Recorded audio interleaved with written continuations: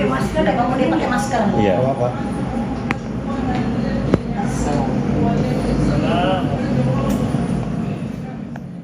602 juta rupiah. Itulah jumlah kerugian yang ditanggung perusahaan travel umroh dan haji khusus Duta Rizkia Tour and Travel asal Bogor, Jawa Barat. Penipuan ini terjadi pada akhir bulan Ramadan. Duta Rizkia Tour and Travel saat itu memberangkatkan langsung 300 jamaah umroh ke Mekah, Arab Saudi. Namun saat jamaah umroh tersebut menuju Madinah dan akan menginap di hotel yang dipesan pada 2 April, petugas hotel tidak bisa memberikan kunci kamar yang dipesan Duta Rizkia. Hal itu dikarenakan pemesanan hotel tidak dilunasi oleh maklar yang dipercaya Duta Rizkia, yaitu seorang perempuan bernama Devi. Menurut pihak hotel, pemesanan kamar baru dibayar 53 juta rupiah dan masih ada 602 juta rupiah yang belum dilunasi. Karena tidak ingin mengecewakan jamaah umroh yang dibawanya, Duta Rizkia melunasi sisa biaya hotel dari kas perusahaan.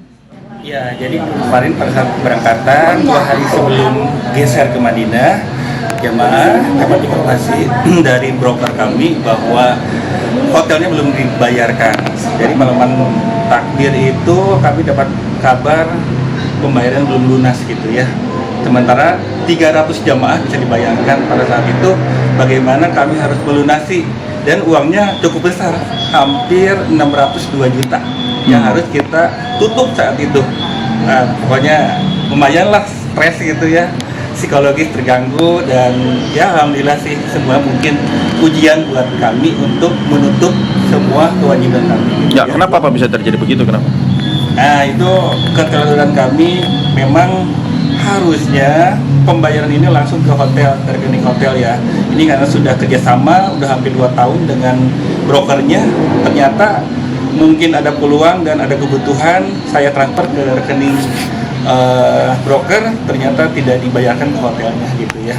Sehingga dari kami udah lunas semuanya. Sebelum keberangkatan juga lunas semuanya. Semua kebutuhan umroh dari mulai hotel, tiket, visa, LE semuanya kita penuhi semuanya. Udah dilunasi ya Pak? Udah lunasi gitu. Tenang aja, 2 hari sebelum geser pindah ke Madinah dapat kabar seperti ini. Beruntung Duta Rizkia tidak ditinggalkan jamaah yang telah mendengarkan kabar mengenai penggelapan oleh maklar tersebut. Ya sempat ngedengar sih. Nah, cuman pendiri saya tetap akan berjalan lewat travel ini karena yang sebelumnya ada keluarga yang ngambil full Ramadan. Alhamdulillah kata mereka ngerasa sangat puas. Makanya kita tetap insya Allah untuk mendaftar di travel ini. Bang, yang saudara ibu ikut yang kemarin, jamaah yang kemarin? Iya, ikut yang kemarin full Ramadan ikut dia? Barusan ini. Tapi tetap pelayanannya nggak ada. Alhamdulillah mereka bertujuh, mereka bilang sangat puas, tidak ada kendala sama sekali. Yang berangkat juga kan udah pada tua tuh, di atas 65 tahun. Yang mereka nggak tahu kalau ini ketipu si ada salah satu,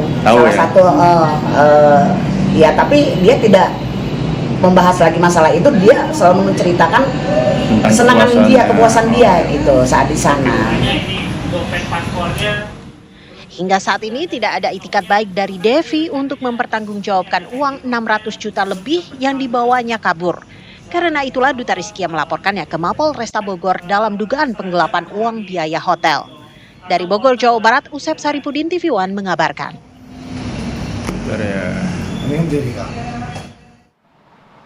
Lalu pemirsa, bagaimana kronologi penipuan terhadap agen perjalanan umroh Duta Rizkia Tour and Travel oleh seorang maklar hotel? Dan pemirsa, di siang hari ini kita sudah bersama dengan Pak Soerman selaku Direktur Duta Rizkia Tour and Travel. Selamat siang Pak. Selamat siang.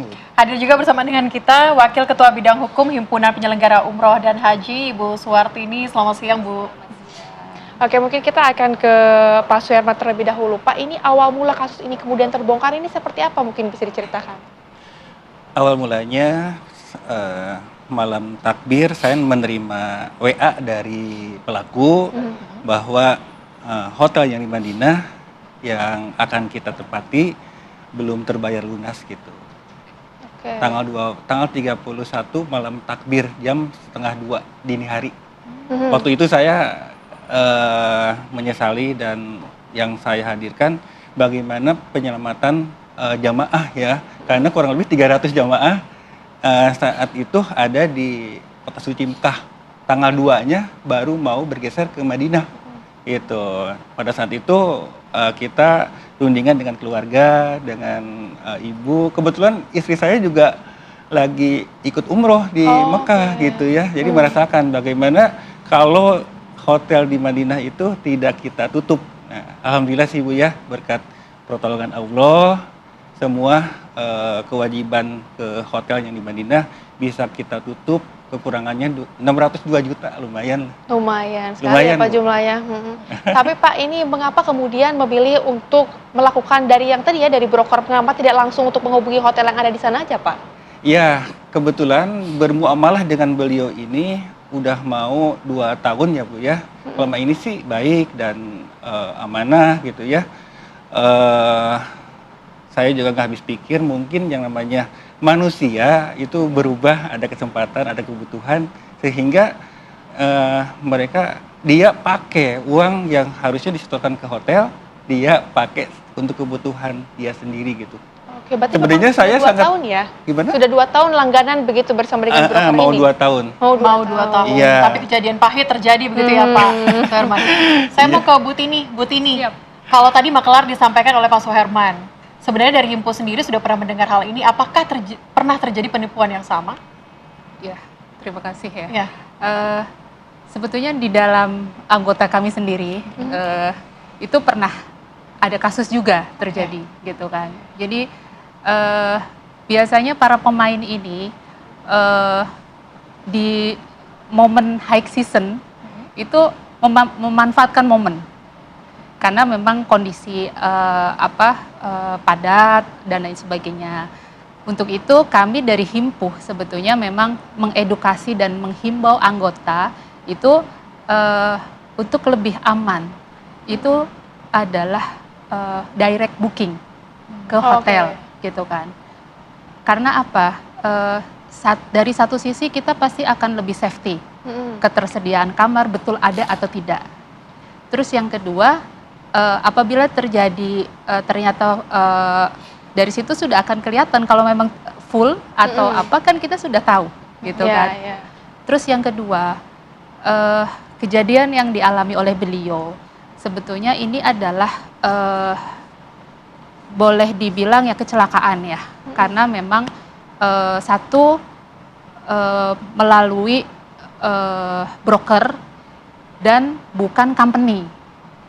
Oke, tidak secara individu, langsung, ini individu yang bahkan tidak mewakili company gitu. Memang sebetulnya di Indonesia itu sendiri hotel itu ada beberapa hotel dari Arab Saudi itu yang mempunyai perwakilan di Indonesia. Gitu. Tapi memang tidak semua gitu kan. Nah, sebetulnya memang kalau kita booking langsung ke hotel memang biasanya price-nya lebih tinggi, gitu kan. Tetapi secara keamanan, insya Allah safety, gitu kan. Nah, kenapa kita perlunya bahwa dalam menyelenggarakan umroh ini intinya adalah kan perlayanan, gitu, bukan nilai murah, gitu kan. Jangan sampai karena kita berharap lewat broker ini kan diiming-imingnya pasti kan harganya lebih murah daripada direct gitu kan. Tetapi apabila terjadi kasus yang dialami oleh beliau, pada akhirnya kan yang akan dirugikan adalah dari PPU itu sendiri. Oke, gitu betul. kan. Jadi harusnya ini mencari mungkin company yang ada di dalam negeri begitu atau direct langsung ke hotelnya seperti itu. Betul. Tapi kalau dari Himpu sendiri apakah mempunyai mungkin data-data broker yang melakukan penipuan di Indonesia selama ini atau seperti apa?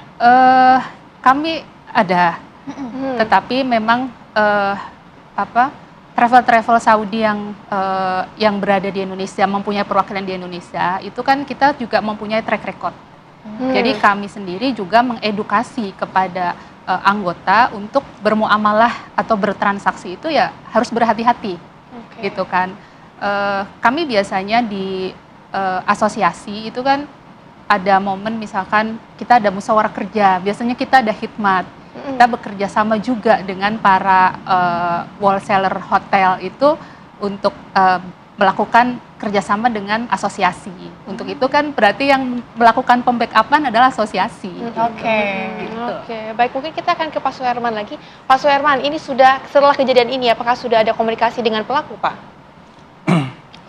Saya coba WA dengan pelaku, hanya tidak aktif WA-nya, checklist 1. Oke. Makanya setelah checklist 1 dan dia janji tanggal 7, tanggal 8 kan mau ada komunikasi, ternyata tidak ada. Akhirnya saya melangkah melaporkan ke kepolisian di Kota Bogor dan juga koordinasi dengan bank yang terkait gitu, bagaimana baiknya gitu ya, karena saya juga ini uang besar buat ukuran kami gitu, jadi seperti itu. Oke, Pak Suherman tadi kan sempat juga ya mengutarakan adanya pelaporan yang dilakukan. Tapi nggak sejauh ini laporan tersebut seperti apa Pak perkembangannya?